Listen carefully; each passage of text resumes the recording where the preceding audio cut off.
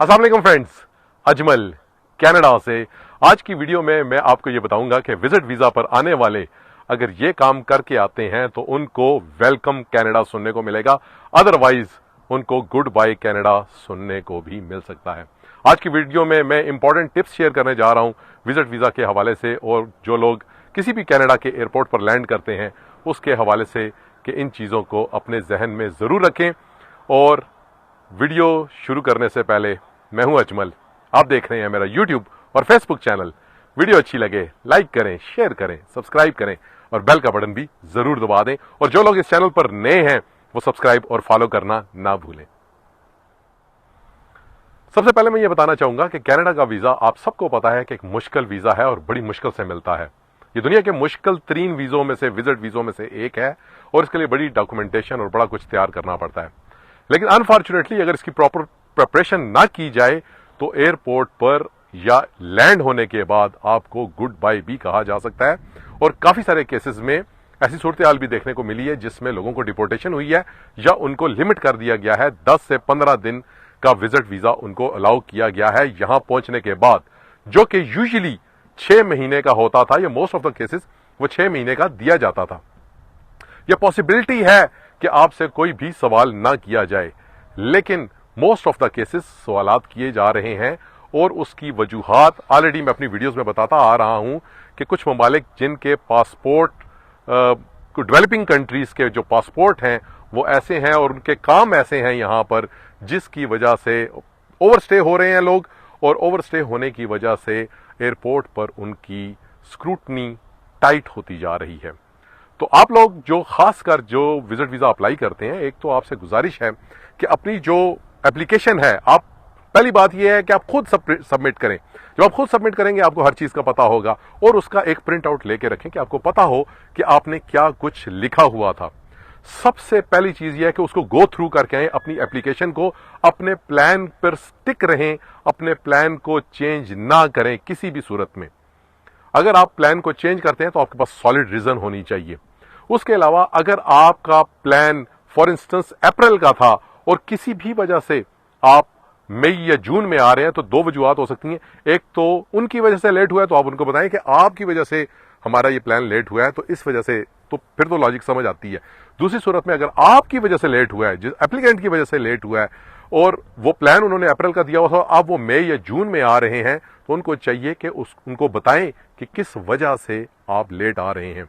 और अगर कोई कॉन्फ्रेंस थी वो डिले हो गई थी, तो अब आपकी क्या इंटेंशंस हैं, आप क्यों आना चाहते हैं। अगर कॉन्फ्रेंस थी और उसका टाइम निकल गया, आपकी वजह से निकला, या वीजा ऑफिसर की प्रोसेसिंग डिले हो जाने की वजह से निकला, तो आप उनको बता सकते हैं जी कि हम पोस्ट कॉन्फ्रेंस क्या आपके ऑब्जेक्टिव्स हैं जिसकी वजह से जिन आप आना चाहते हैं, या आप यहां पे कनाडा में आके अपने वो 10-12 दिन 15 दिन गुजार सकते हैं, जो भी आपका बिजनेस था, जॉब इन्विटेशन था, या जो भी।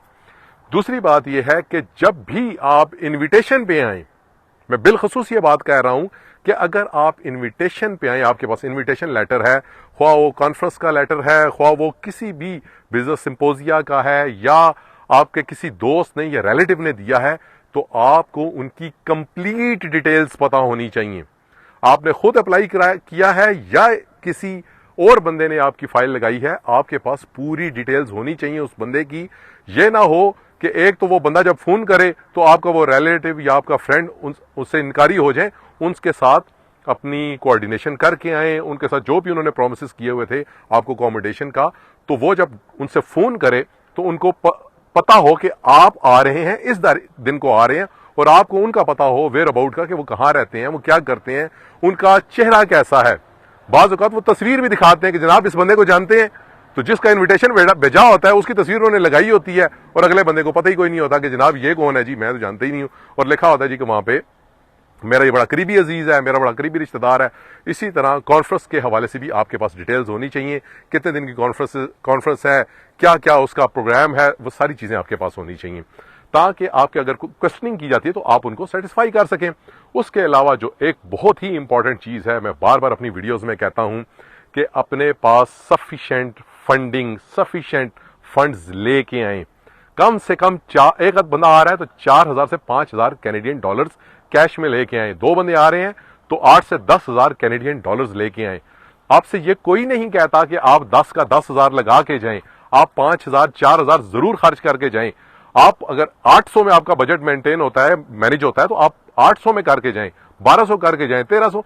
लेकिन आप इतनी अमाउंट अगर लेके आते हैं तो डॉलर की एक अपनी लैंग्वेज होती है, डॉलर की एक अपनी जुबान होती है, जो कि कुछ कहे बगैर बहुत सी चीजें समझा जाता है।